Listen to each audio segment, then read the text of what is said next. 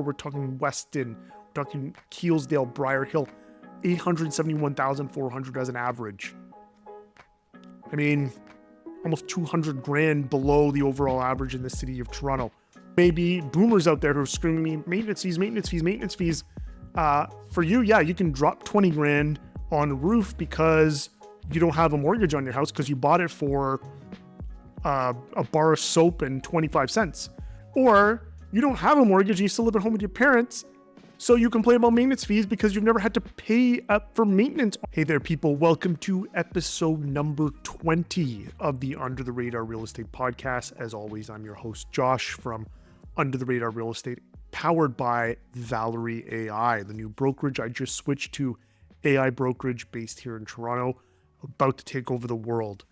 Anyhow, let's get into the podcast. So as always on our podcast, we are reviewing the stats from last month to give you guys an idea of where we're at, where the temperature's at here in the city of Toronto. So before I get into these stats, I haven't looked at them yet. I'm recording this a day late. Stats came out yesterday. Today is December 5th. I did my best to mute all the notifications I had on social media, to ignore some of my realtor friends, to not take a look at the stats. Because as always, I like to look at the stats with a fresh pair of eyes and digest them in real time because I think that's just fun to do. But before I get into that, my own prediction of what these stats will likely entail. I mean, I saw a few tidbits here and there. I know that sales are up. I didn't really look at pricing or anything like that. But anecdotally, from what I saw, we saw what was likely going to happen, that a lot of the inventory that had been sitting around was starting to get snapped up. Listing inventory seemed to have started to drop off quite a bit. Some of that is just likely due to seasonality because we're heading into the holidays, it's getting cold outside. And I think sellers just kind of, anyone who needed to sell a place, most realtors who knew what was happening in the market likely told their sellers, like I was telling a lot of sellers, just to wait for some of the inventory to drop off, and then perhaps look to sell their properties if they didn't need to sell right away, sell in the new year. But with that, really quickly, near the end, after we go over the stats, I will get into talking about, like we talk about all the time on this channel, a lot of the under the radar neighborhoods, some of the affordability crisis, and then I want to get into what I think is going to happen in 2025. Just a pure prediction. Don't take it as me knowing what's going to happen. It's just what I think is likely going to happen as we move into 2025. All right, so that's enough of my rambling to start things off. Let's get into the stats. Again, it's now December. We are looking at the stats from November of 2024. All right, so let me get into this. Okay, here we are. I'm going to open up these stats for the first time. That's the Market Watch. I always like to take a quick read and see what that says, but you know what? Let's skip that for today. Let's get right into the Market Watch. All right, so for November 2024, let's look a little bit at the blurb because it's always funny, and let's see what kind of spin that TRREB put on the stats. So I'm reviewing this really quickly. Many buyers benefited from more affordable market conditions, affordable always in quotation marks, brought by lower borrowing costs, lower to an extent. New listings compared to 2023 were up, but by much lesser based on, I guess, previous months. So like I said, what I saw anecdotally is that wasn't a lot of new listings flooding the market. So they're up, but likely not up when we look at month over month. Okay, let's just get right into it. That's enough of the blurb. I mean, they didn't really seem like they put too much in there, which means the numbers are probably fairly positive. So they didn't have to put any weird spin in the first few lines of their blurb. Okay, so let's look at the year over year summary right away. Okay, so year over year summary. Sales up by 40% year over year, which is wild. So that's a pretty big number, 1,600 more sales than there was last year at this time. Now, take all that with a grain of salt because there's a heck of a lot more listings as well. So when we look at new listings, we're up by 6%, active listings up by 30%. So while a lot of sales, there was still a lot of listings on the market, which means while pricing has gone up 2.6% when we look at it on a year-over-year basis, based on that sales activity in previous years, that likely would have meant that prices would have shot up. But they didn't. They stayed, pretty much where they were at last month, right? So month over month, we haven't really seen much of an increase in price. So really what happened last month, just looking at these numbers on the surface, is that a lot of the existing inventory, like I said off the hop in my prediction, a lot of just the existing inventory got snapped up. Days on market up 24%, average property days on market up 25%. So properties are still taking quite a long time to sell because there's still a lot of inventory with over 21,000 active listings. Buyers still have options. So properties are still taking a little bit of time to sell. Now, those are the overall GTA numbers. As you know, this is a Toronto podcast. So let's dive into the Toronto numbers when we look at houses, when we break down houses by type, right? So detached, semi-detached, townhouse, and condos. So when we look at the pricing for detached houses in the 416, let's zoom in on it here. So in the 416, we're looking at just under 1.7 million, semi-detaches right around 1.25, townhouses just over 900 grand, and condos 713. Now, if you've watched this podcast for the last few months, a lot of these numbers really haven't changed that much other than detached houses. So with detached houses going up, that's usually a bell that rings that we can likely see other properties start to increase in price as well. Once detached start moving, other properties will start moving as well. And we've already seen that. Condos are pretty much flat over last year. Townhouses are the only ones that dipped a little bit. Take all these numbers with a grain of salt because townhouses, while they've come down in price year over year, there aren't as many condos that sell in the market. So it really just depends on what sold last month versus what we're selling last year at this time. Let's now get into the under the radar stats. This is the under the radar this is the under the radar real estate podcast. I can't even get those numbers out of my mouth sometimes. But let's look at the under the radar stats. So that's months of inventory and sales to new listings ratio. So these two stats are really what tells me as a realtor where the market's at and where they're heading, because these are stats that are leading indicators that kind of indicate where the market is likely heading over the next little bit. The word I'm trying to look for is trending indicator. There we go. Okay, so let's pull it up for Toronto. So in the city of Toronto, I also didn't talk about the overall average price in the city of Toronto, just over $1 million at $1,080,000 for the city of Toronto. So let's look at the sales to new listings ratio and months of inventory trends. So when we look at the city of Toronto, the sales to new listings ratio is 39.3%.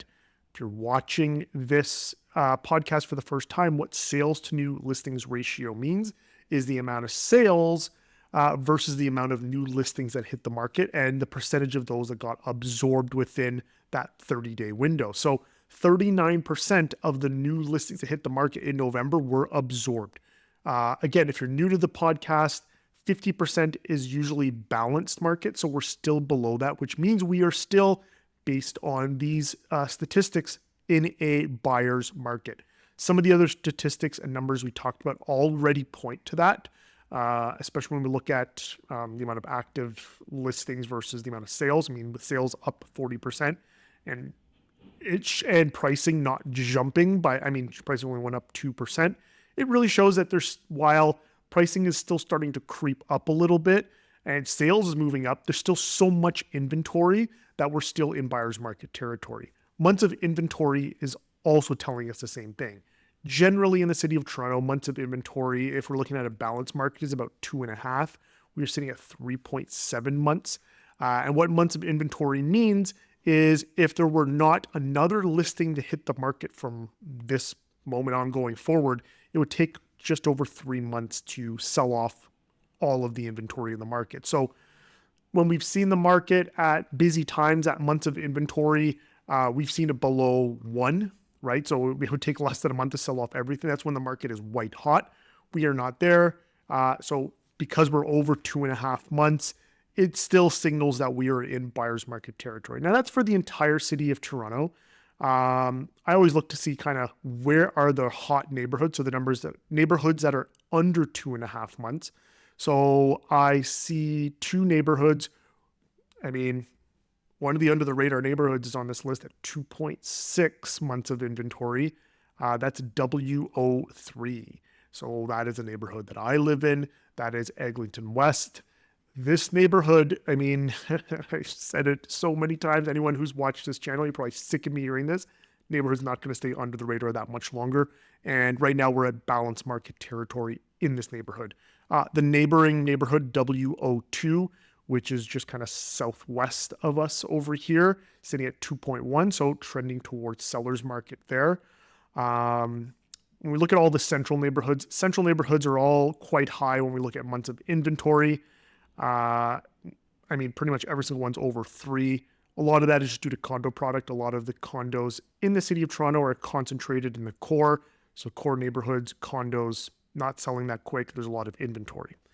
And then when we go out to the east end, this is where all that stuff I talked about, buyer's market, kind of gets thrown out the window. When we look at some of these neighborhoods in the east, especially the ones kind of close to the core, if we look at E01, E02, E03, all under 2.5 months. I mean, as an average, the east end is at 2.5, so balanced market for the entire east, which is anything in Toronto east of Yonge Street is, or I guess more DVP, anything east of the DVP is balanced market territory, with some of the neighborhoods close to the core well below 2. So we're looking at 1.8s, 2.0s, 2.4s.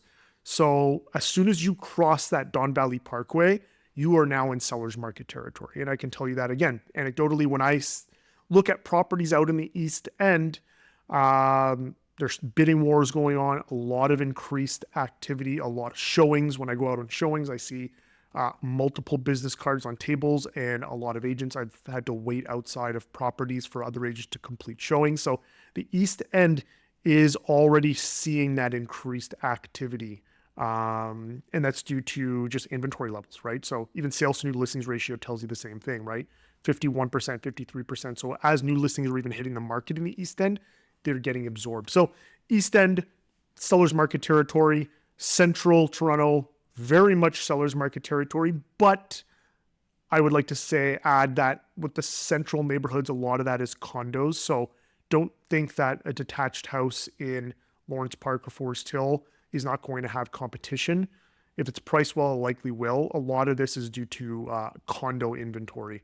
And then when we look at like one of the under the radar neighborhoods in the central, which is C03, the under the radar luxury neighborhood that we talk about on our podcast all the time, that's sitting just over 3, right? And a lot of that is likely due to some of the condo product in C03.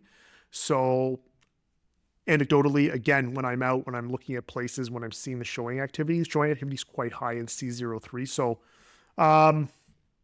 ultimately, TRREB's blurb at the start saying we're seeing increased activity is not wrong. Activity's picking up, likely due to rate cuts. With rates coming down, you can get mortgage rates now kind of solidly around 4%, just over 4. I've had a lot of clients, even myself personally, renewed in the low 4s. And those are fixed rates. We're seeing variable rates pretty much across the board under 5. So rates are coming down and buyers are starting to re-enter the market. That's what all of this is really telling us. But overall, we are still in a balanced or buyer's market. So while there will always be competition for some of the best properties, so when you see the belle of the ball, when you see the nicest looking property, there will be competition for those. That even in a slow market, that always happens. However, when we look at a property that may not be the star or whatever, what we're seeing is that in these cases, they're tending to sit a little bit longer and you're able to negotiate down price, right? So part of under the radar, and if you look at some of our marketing and what we talk about on our website, we're looking for hidden gems. A lot of times it's where I push my clients to. I say, let's ignore the bell. Ignore the pretty property and let's look at the one that we can add value to, the hidden gems, whether it be in a neighborhood or if you're in a trendy neighborhood. Don't look for the property that's done to the nines. Find something you can add value to. That's how you make smart real estate plays in a tough market like Toronto. Look for those hidden gems. Okay, now this is the Under the Radar Real Estate Podcast. We are now going to look at the under the radar neighborhoods that we cover on this channel, which is the old city of York, northwest pocket of the city, from about just Lawrence down to about St. Clair, from the Humber River over to around Allen Road. That's the old city of York, roughly. In Toronto, we're talking about Eglinton West, Weston, St. Clair West, the neighborhoods that I've been screaming about for 2 years now on this YouTube channel, that they are under the radar and won't stay under the radar for that much longer. As we head into the new year, we're really going to be talking about how this neighborhood is Toronto's version of Brooklyn. From a demographic standpoint, property type, the vibe, everything about York is screaming Toronto's Brooklyn, and the time is right for anyone out there to look for a value play in this neighborhood. So we're going to head over to the HPI index. I like to look at the HPI index for prices because it's a bit more of a smoothed out version of the stats, gets rid of some of the highs and lows and gives you a bit more, in my opinion, an accurate read of where pricing is for that neighborhoods, or for whatever you're looking at, the property type in the neighborhood. So the HPI index, when we look at it for the city of Toronto, it's just under 1.05 million at 1,046,100. So a little bit lower than what the average price was saying. And that's again because they take out some of the highs and lows and some of the nonsense and the noise. So you kind of get the real granular number of what to expect. So when we look at the under the radar neighborhoods, let's look at WO3 and WO4 first. So WO3, Eglinton West, talking about neighborhoods like Fairbank. We are talking Caledonia. Sorry, my mind went blank for a second. St. Clair West. So the average price overall in this neighborhood, just under $936,000, which is massive savings over the overall average in the city of Toronto. We look at WO4, $871,400. So WO4, we're talking Weston, we're talking Keelsdale, Briar Hill. So just kind of the northern pocket of York, $871,400 as an average. I mean, almost $200,000 below the overall average in the city of Toronto. Massive savings there. And then when we look over to C03, the under the radar luxury neighborhood in the city of Toronto. This neighborhood, yes, it is $500,000 over the overall average in the city of Toronto. But when we compare it to its neighboring neighborhood, which is C04, which encompasses Lawrence Park and Forest Hill and some of the priciest real estate, not only in Toronto, but in all of Canada. C04 average just over 2 million, 2,042,000. C03, very similar neighborhoods, very similar homes you can find, 1.5 million, so almost $500,000 less than C04. Under the radar luxury in C03. Telling you right now, C03 is on a trajectory where it's likely going to see pricing very close to some of the more established neighborhoods of Lawrence Park and Forest Hill. We are going to see those numbers catch up. C03, super under the radar for that luxury product in the city of Toronto. And the year-over-year pricing is showing that, right? So we look at C04, they're actually down almost 2% over last year. C03 is up 3%, and it's been trending that way since I've been doing this podcast. C03 is always trending upwards. And this isn't a down market. C03 is continuing to trend upwards. Why? Well, generally the more sophisticated buyers out there, the people who are slightly wealthier, they're also looking for value plays and they understand the value in C03. So if you are up, and one cool thing is that 1.5 million with the new mortgage rules change, you don't necessarily need to come up with, if you stay under 1.5, you can find something under 1.5 in C03. You no longer have to come up with that 20% down payment. So this is not for everybody, but some of those you young execs out there, some of you young tech people, young engineers, doctors looking to get that value entry level luxury play, this is where you want to be looking, because A, you might still have some student loans and so on, whatever, so you may not have the down payments, but you now only have to come up with minimum 5% and get into that just under $1.5 million house in C03. So yeah, you're not going to buy something in Forest Hill at that price, but really cool pockets of St. Clair West, Humewood.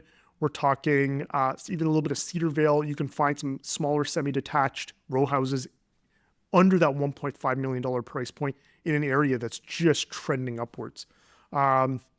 Circling back to W03, W04, W03 Fairbank, which is W03 is where C03 was 5 years ago. W03, especially the heart of W03, which is Fairbank, Fairbank is going to be the destination for young professionals, so on and so forth, probably 5 years down the road from now. We have the new LRT that's running right through the neighborhood, right? So we're looking Eglinton West, let's say like Eglinton and Dufferin being the epicenter of W03. This pocket, especially when we look at the neighborhood Fairbank specifically, you're getting beautiful new modern homes and so on and so forth. And pricing year over year is flat right now over last year. So we're seeing numbers kind of start to trend in the right direction. W04 down over last year. Weston's a little bit further out for some people.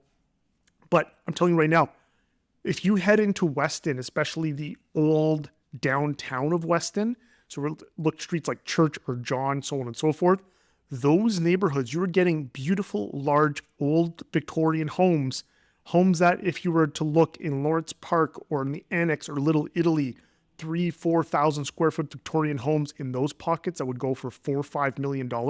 In Weston, a lot of these homes are sub 2.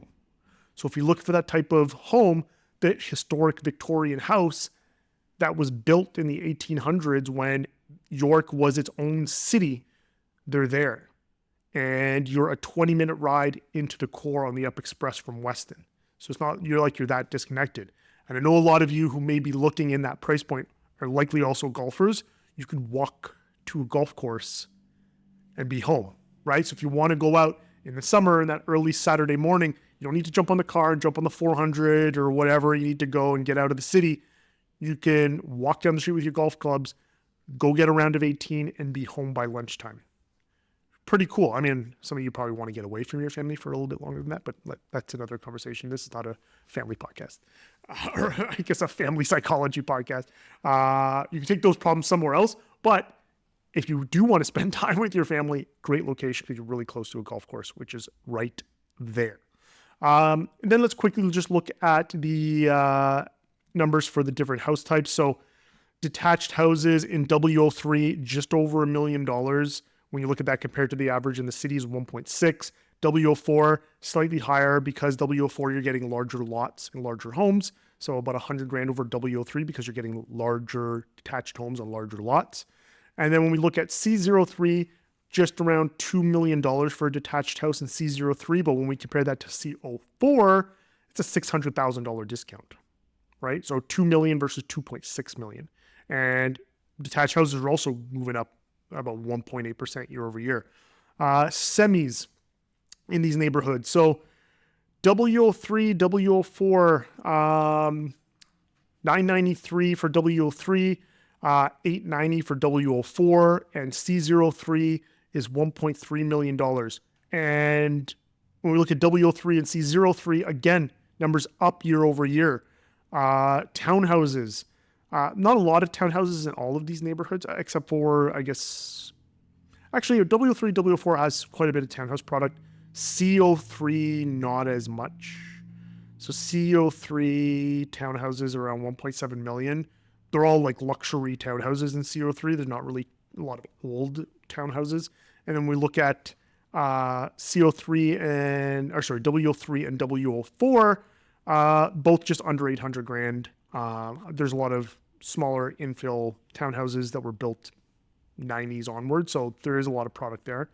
But those numbers are down year over year for townhouses in those pockets. And lastly, condos. Condos, you're actually getting into an affordability sweet spot with some of these areas, right? So W03, we are looking at 590, 500, and W04, 588, 300. So sub $600,000 in both of these pockets. And you might think, hey, that's all probably tiny little studios and one bedrooms. That's not the case. In W03 and W04, you're finding 2 bedrooms for sub $600,000 in many cases. And I'm not talking about shoe boxes. There's one building I love, 2 buildings, I guess they're part of the same development, 1 and 3 Hickory Tree in Weston, right across from the Up Express station. You're buying 1,100 square foot, 2+ dens for 600 grand, under 600 grand in those buildings. That's pretty good, especially if you're a family out there looking to get your foot into real estate and you can't get to that price point, that over $600,000, $700,000, $800,000 price point. There's some value there in neighborhoods that will likely continue to appreciate. And then when we look finally at C03 for condos, we're at around 815,700. Most of the condo product in C03 is very new. So you are paying kind of top end premium pricing in CO3. CO3 right now is not really the neighborhood for condos, but the condos are coming to CO3, especially along Eglinton. There's a lot of development applications and a lot coming. So while a lot of the product in there had been kind of the high-end luxury, we are seeing more and more of just the standard condo product coming to C03. But even with that, every single neighborhood in the city, or not every single one, most neighborhoods in the city when it comes to condos, condo prices are down. C03 up 2.69%. C03 across the board is showing that trajectory that I've been talking about for months. And some of you listen, some of you have been buying there, which is great, but reach out. All right. So those are the numbers. That is the recap for the numbers in the city of Toronto. Now, let's talk affordability, because I talked a whole bunch of numbers, and I know for some of you who may watch this, and I've seen in some of the comments, Toronto is unaffordable, and that's not a surprise to anyone. That's not news to anybody.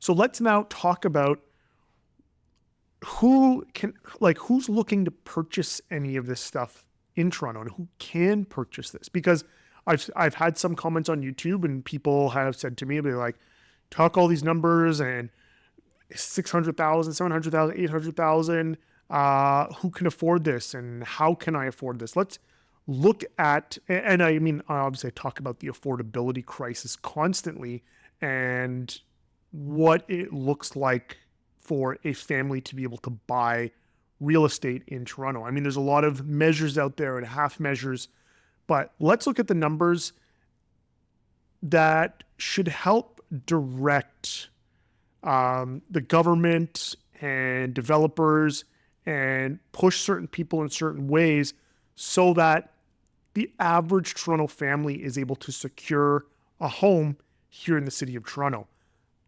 Most of the stuff that I push, the reason why I created this channel, Under the Radar Real Estate, was for that reason, is to show people that there are pockets of affordability in Toronto. You just have to know where to look.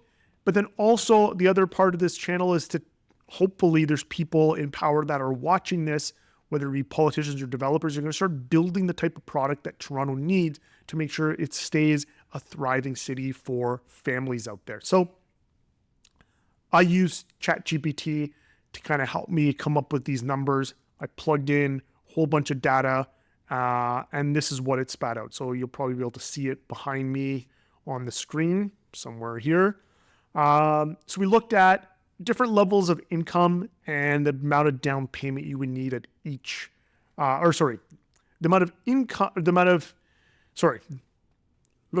me restart that. Different income levels and the maximum home price you could purchase based on these income levels with different amounts of down payment. So Number one, the basic level. So this is what the average Toronto family, now this is according to StatsCan data from 2021. There hasn't been a new census since then, but in 2021, the average or the median annual income was about $106,000. So right now, if you have a 5% down payment in your family, the most you could purchase is $484,530. So we've already looked at the numbers. It's like very unlikely we'll be able to find a family-sized home at that price point in Toronto. And even when we get up to 20% down, 575, you're limiting. But at 20% down and 575, there are options out there for families in Weston. I mean, I can see Weston from my window, and I can see some of the buildings I talk about, Hickory Tree Road, from my window right now. I'm not going to move my camera because my camera's set up. I don't want to change. But at $575,000, there are condos you can buy in Weston right now. And there are, if you don't have that 20% down payment, there's actually some programs out there. Our Borrow comes to mind, which can actually help you get to that 20. It's a co ownership type model where you have these large private equity firms that invest into people's homes. So let's say you only have 5% down, you need that extra 15%. They'll actually come in, top up your 15%. Now they own a certain equity stake in your house. So once you sell it, they'll ask for that money back. But it helps you get to that level where, hey, maybe you only have 5% down. You're earning that $106,000 as a family. You need that extra 15%. Company like Our Borrow steps in like a rich uncle, lends you that money. You're able to purchase the property. Then when you sell it in 5-10 years, ideally, then you pay them back their equity and you can move on to your next property. So really cool. And there's options out there. So if you're at that basic level of double income family at $106,000, there are options. Now, when we go to 2, which is double income, $73,000 each at $146,000. That $73,000 is the average individual young professional in Toronto, what they make. So if you have 2 young professionals together, $146,000, 5% down payment, you're at $667,000. Still tight in terms of finding a family home. 10%, $700,000. Now we're not talking Leslieville or like Little Italy, King West, Queen West beaches, but we're talking St. Clair West, we're talking Weston. There's options there at $700,000. And if you don't believe me, reach out and I can show you. 20% down, almost $800,000. You can buy a house in Weston, in maybe not Fairbank, but Keelsdale, Caledonia. You can get to the house range at $792,000. Again, don't believe me, reach out. Now, when we're at 3 for double income, $132,000 each, which is a $264,000 annual income. These are talking to the young executives out there, so executive level incomes. A lot of these stats and numbers come from ZipRecruiter. So take it from a grain of salt, but I mean, they seem around the average of what, let's say, a young management type role would be, about $132,000. So if you have a double income, 5% down payment, you're looking at $1.2 million, 10% down, 1.27, 20% down, 1.43. Again, a lot of these numbers now, if you're earning that $264,000 price range, your expectations are probably, if you're earning that much income, getting into a house. And let's say you don't have the down payment, you're at 5%, $1.2 million. Again, it is tight for some of those neighborhoods in the trendy areas of Toronto. Get trendiness out of your head. Those areas became trendy when Gen X, we're in the same position that us millennials and now some Gen Z were in, right? They couldn't buy in the Forest Hills, in the beaches, in Lawrence Park, Yonge and Eglinton. They weren't able to buy in those areas. So Gen X moved to Leslieville. They moved to some pockets of East York just above the Danforth. They moved to Bloor West. They moved to Bloor Court. right? Parkdale, some of these areas. Those areas weren't trendy when they bought. They made them trendy because they brought their money there and gentrified the areas. We have that opportunity. I'm not saying to just completely rip York apart and turn it into, that's the opposite of what I want, turn it into like super trendy, soulless, I shouldn't say soulless, because these areas are still pretty nice, just expensive. But there's opportunity now for millennials and Gen Z to get into some of these pockets like York.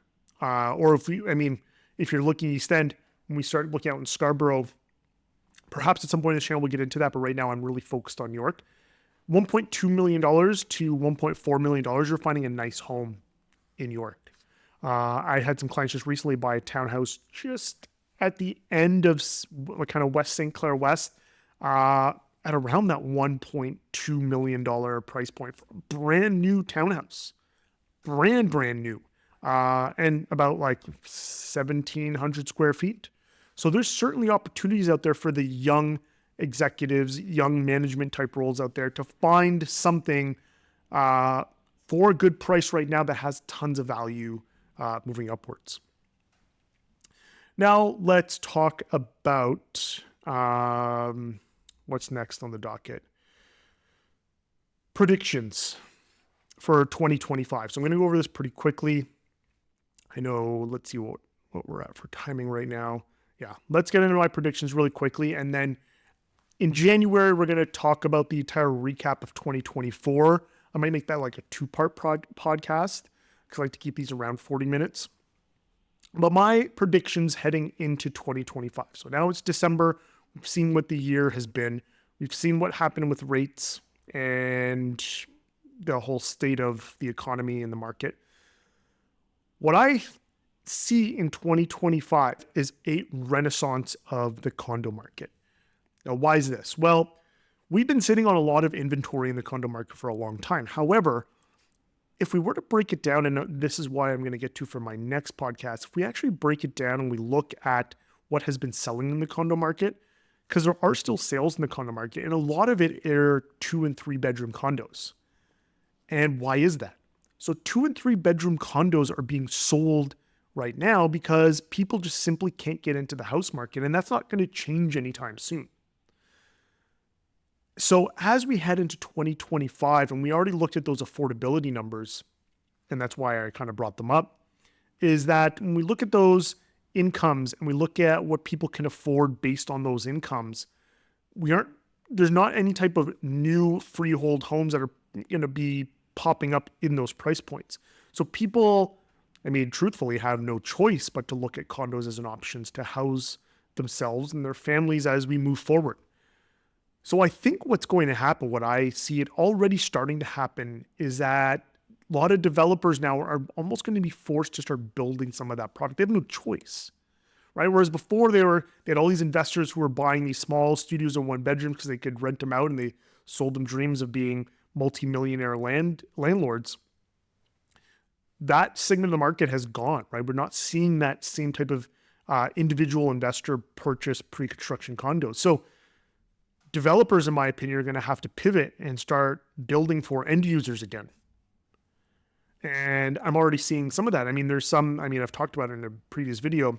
Some builders are even building what we call multi-gen condos, where you can buy a condo that has its own little separate little studio or 1 bedroom apartment attached to the same condo, where you can use it to house a family member or rent it out or whatever. So they already know that they have to build something differently. They can't just keep building these 1 bedrooms and studios and hope to sell them. So what I see is that we're going to see a bit of a condo renaissance as we move into 2025, and people had been sitting on the sidelines waiting to get into the real estate market, realizing that now rates are at a point where they're likely not going to move down a ton more in 2025 from where they're at right now. Maybe we see another 1% in total by the end of next year. Maybe not. Maybe it goes up. I don't know.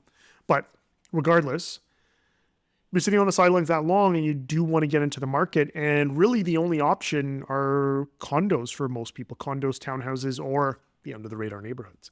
But with that, so we're going to see that. Detached homes are still well out of reach, right? I mean, unless if detached homes fall to prices that we haven't seen since, well, I don't know, the mid 2010s, like 2015, 2014, when detached houses were around $1 million, or rates moved down to sub 3%, which back in those days we had both. We had detached houses around $1 million and rates sub 3. That's unlikely to happen. And then condos, I mean, when you look through my comments on YouTube, some of you may even comment on this video, you scream at me maintenance fees constantly when I bring up condos, like houses don't have maintenance fees.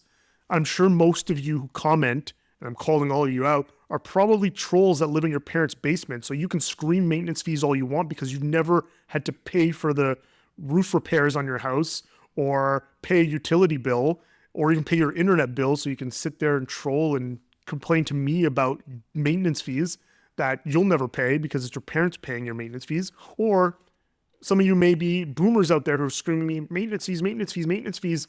For you, yeah, you can drop 20 grand on a roof because you don't have a mortgage on your house because you bought it for a bar of soap and 25 cents, right? So if you don't have a large mortgage, so it's easy for you to pay 20 grand for a roof, or you don't have a mortgage and you still live at home with your parents, so you complain about maintenance fees because you've never had to pay up for maintenance on a house before. So newsflash to some of you, houses also have maintenance fees. They're just not a monthly fee. And yes, there are some scenarios, and the news does a good job of pointing out those buildings that have bad management and high fees and people stealing. That happens.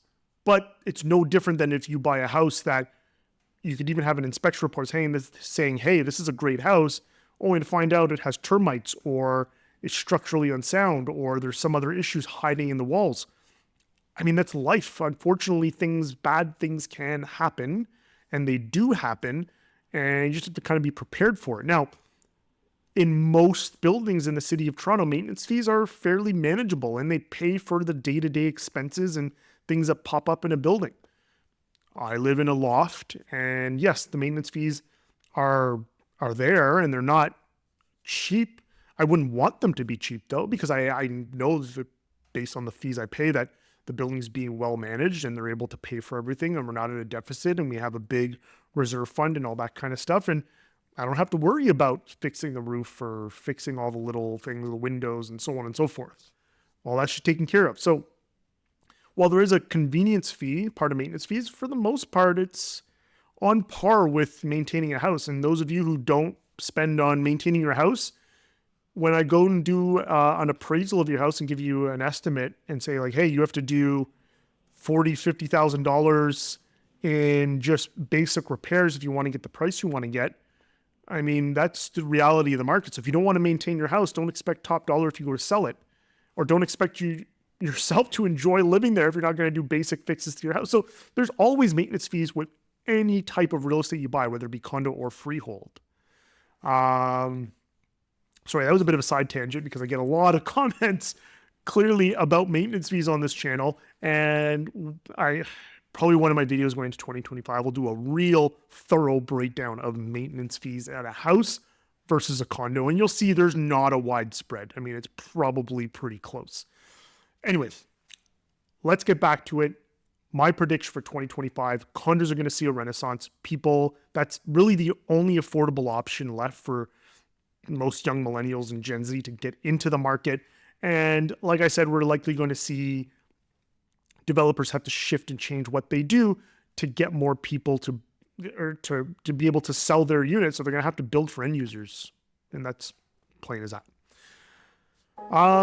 So that about wraps it up for this podcast. So did a little bit of ranting on the trolls in my comments, but overall, I can't kind of push this point home far enough. There are opportunities still in this marketplace. Even as things now, we're kind of still in this weird place with real estate. There's still some affordable pockets here in the city of Toronto. You don't have to move out to the suburbs to find affordability. There is affordability here in the city of Toronto, and it's in the old city of York, which is going to be Toronto's Brooklyn. And you're going to see a lot more content from me on that, just showing how York is Toronto's Brooklyn.